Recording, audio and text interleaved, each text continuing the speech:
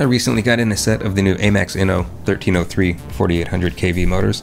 You might have recently seen these on the BetaFPV, the TP3, which I still need to get one of those, but for now I have these motors on a GnarlyFPV Primo 3 and they're a great fit on there. No need for an adapter. Another nice thing about these motors, they come with all the screws that you need. So they have 4 short little motor screws and also 2 screws for the props, which actually I'm not using because these motors have the 2mm shaft, and these Gemfan 3018s are designed to just press fit on there. So yeah, I think these motors are very nice quality, and they really only weigh about 1.2 grams more than like something like this little 1103.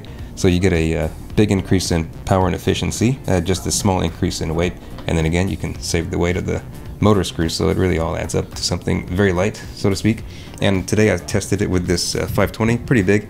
This quad weighs 65 grams, and then with this 520 3S it weighs about 106 grams, so still pretty light, and getting super flight times well over 4 minutes with this. So that was excellent. But yeah, really windy today, but it was the only chance I had to go out, so you'll have to bear with me on that. Thanks for watching, and see you in the next one.